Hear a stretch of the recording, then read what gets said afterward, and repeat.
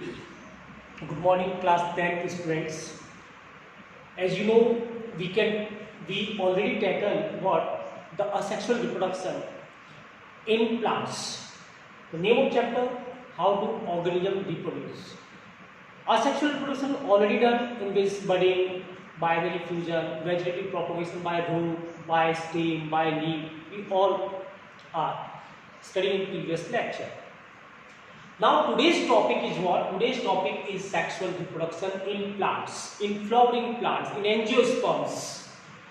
As you know, the flower is the reproductive organ of the angiosperm. Okay, flower is the reproductive organ of the angiosperm. So, flower consists what? A pedicle, that is the stalk of the flower. The swollen pedicle is called thalamus. Swollen pedicle is called thalamus, and there are four walls present in the flower. The outermost wall is called calyx, and its individual part is called sepal. It is green in color, and sometimes it performs photosynthesis also because it consists of chlorophyll. Sepal. And if there are 4 or 5 sepal, then the wall of 4 and 5 sepal is called calyx. Similarly, petals. Petals is colorful. It helps in attracting the insect for the pollination. And the wall of petals is called corolla. Okay, मैं bracket के अंदर लिख लेता हूँ. Petals के wall को क्या कहेंगे? कोरोला. और सेपल्स के वॉल को क्या कहेंगे? कैलिक्स. सेपल के वॉल को क्या कहेंगे? Calyx. I think you got it. Next, these two are accessory wall. They just help and covering the sexual organ of the flower. The actual sexual organ is stamen. The third one is of what? Is stamen. Stamen is male reproductive organ. Stamen is male reproductive organ, and the wall, if there are 4 to 5 stamen are present, then the 4 to 5 stamen, the wall is called androecium. The wall is called androecium. तो stamen के wall को क्या कहेंगे? Androecium. Okay. Now the last one is pistil. The fourth one is pistil, and the wall of pistil means we can say the individual part called carpel,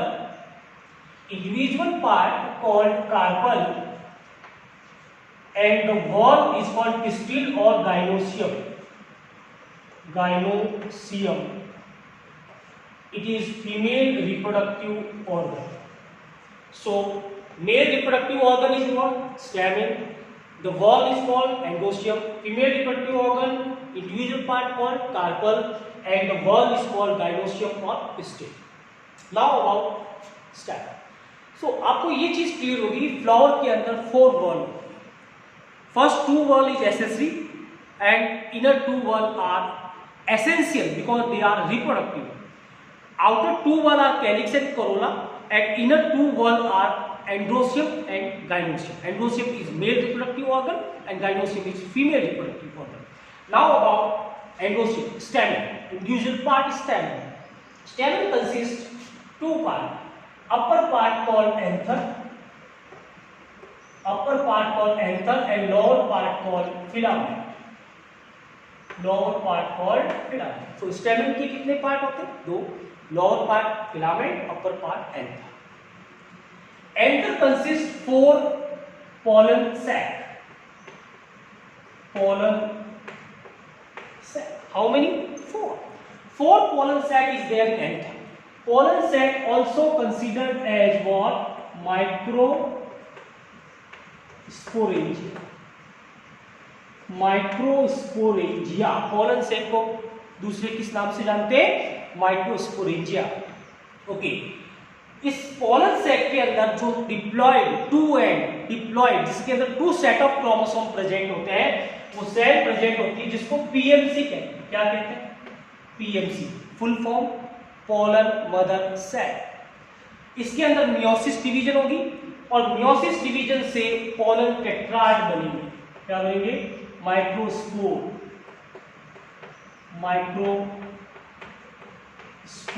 haploid. कितने microspore बनेंगे? 4, 1 2 3। एक इसके back side में, क्योंकि इनका arrangement tetrahedral है। Arrangement कौन सा है? टेट्राहेड्रल। एक बैक साइड में, जैसे CH4 का स्ट्रक्चर होता है, केमिस्ट्री में आप पढ़ते हैं। ओके, नाउ ये चारों के चारों माइक्रोस्पोर अलग हो जाएंगे। ये अलग हो चुके हैं। ये एक माइक्रोस्पोर है।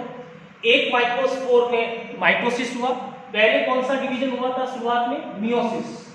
कौन सा डिवीजन हुआ? मियोसिस। यहाँ पे मियोसिस डिवीजन हुआ। मियोसिस के कारण जो डिप्लॉइड पोलन मदर सेल था वो किसमें कन्वर्ट हो गया? हैप्लॉइड माइक्रोस्पोर में। अब इसमें माइटोसिस होगा। First mitosis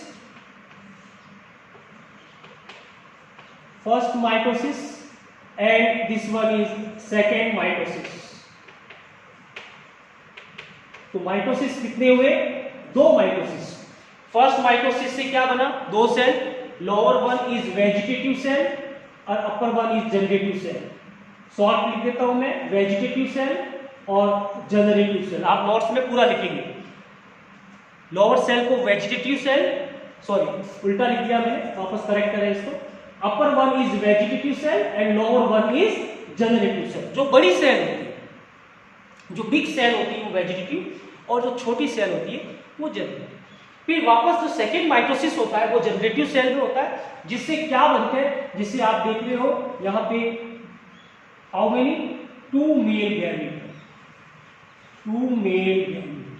these are male gamete. Vegetative cell का न्यूक्लियस कुछ काम का नहीं है, वो आगे जाके डीजनरेट हो जाएगा। लेकिन जो जनरेटिव सेल के 2 मेल गैमेट बने हैं माइटोसिस डिवीजन के द्वारा, वो मेल गैमेट फर्टिलाइजेशन में भाग लेंगे। ओके, फिर ये एयर के द्वारा कहाँ आ जाएगा? इस पिस्टिल के ऊपर आ जाएगा। Bye the help of air, bye the help of water, bye the help of insect, that called pollination. उसको हम क्या कहते हैं? पॉलिनेशन कहते हैं। उसको हम पॉलिनेशन कहते हैं। Transfer of pollen grain, because this is pollen grain. ये पोलन ग्रेन मेल गैमेटोफाइट भी कहलाता है, क्योंकि हैप्लॉइड सेल से डेवलप हुआ है। और जो भी एक से ज्यादा सेल का स्ट्रक्चर, मल्टी सेलुलर स्ट्रक्चर जो हैप्लॉइड सेल से डेवलप होता है, इसको गैमेटोफाइट कहते हैं। So in angiosperm the gametophyte is very reduced. It is, in case of male, it is made up of only 3 cells. That is 1 vegetative cell and 2 male gamete. Highly reduced male gametophyte called pollen grain. तो इसको हम क्या कहेंगे? इसको हम pollen grain भी कहेंगे। इसको हम pollen grain भी कहेंगे और male gametophyte भी कहेंगे। चलो अब बात कर देते हैं पिस्टिल की, गाइनोसियम की। गाइनोसियम के 3 पार्ट होते हैं। अपर पार्ट को स्टिग्मा कहते हैं, मिडिल पार्ट को स्टाइल कहते हैं और लोअर पार्ट को ओवेरी कहते हैं। लोअर पार्ट को क्या कहते हैं? ओवेरी। ठीक है, स्टिग्मा, स्टाइल, ओवेरी। ओवेरी के अंदर एक स्ट्रक्चर होता है, जैसे यहां एक स्ट्रक्चर था पोलन से जिसको माइक्रोस्पोरेंजिया कहा था। ओवेरी के अंदर भी एक स्ट्रक्चर होता है जिसको ओव्यूल कहते हैं। ये ओव्यूल इस रेड कलर में आप देख रहे हैं, ये ओव्यूल है, जिसको ओव्यूल जो है उसको मेगास्पोरेंजियम भी कहते हैं। Ovule is also called megasporangium. Ovule के अंदर शुरुआत में, जैसे आपको पता है कि पोलन सेल के अंदर शुरुआत में क्या था? पीएमसी। उसी प्रकार ओव्यूल में शुरुआत में क्या होगा? शुरुआत में एक सेल होगी एमएमसी, वो भी डिप्लॉइड होगी, मेगास्पोर मदर सेल। इसमें मियोसिस होगी, एक मियोसिस से 4 सेल बनेगी। ओके, लेकिन फंक्शनल एक ही रहेगी, यानी मियोसिस का जो रिजल्ट होता है वो एक ही रहता है, क्योंकि 4 सेल बनती है लेकिन 3 डीजनरेट हो जाती है। तो एक मेगास्पोर मदर सेल से मेगास्पोर कितने बनेंगे? 1, और वो 1 आगे जाके 3 माइटोसिस करेगा। कितने माइटोसिस, जैसे आप यहाँ देखिए 2 माइटोसिस के द्वारा मेल गैमेटोफाइट डेवलप हुआ है, या 3 माइटोसिस के द्वारा ये पूरा येलो कलर्ड स्ट्रक्चर जिसको एम्ब्रियो सैक कहते हैं, क्या कहते हैं, एम्ब्रियो सैक या फीमेल गैमेटोफाइट कह सकते हैं, एम्ब्रियो सैक या फीमेल गैमेटोफाइट कह सकते हो, जिसमें टोटल कितनी सेल होती है, टोटल आप देख रहे हो 1 2 3 4 5 6 7 सेल होती है, क्योंकि न्यूक्लियस कितने होते हैं, 8, क्योंकि पोलर बॉडी जो है बीच में सेंटर में उसके अंदर 2 न्यूक्लियस होते हैं। 7 celled 8 nucleated structure is called embryo cell. अब आप देख रहे हैं ये डेवलप हो गया, पोलन ग्रेन एयर की हेल्प से स्टिग्मा के ऊपर आ गया, that called pollination, pollen tube बनेगा by the help of a chemical guidance, और ये पोलन ट्यूब अंदर की तरफ ओव्यूल के एक पोर, ओव्यूल का एक पोर होता है जिसको माइक्रोपाइल कहते हैं, माइक्रोपाइल से एंटर करेगी और अल्टीमेटली सिनार्जी में एंटर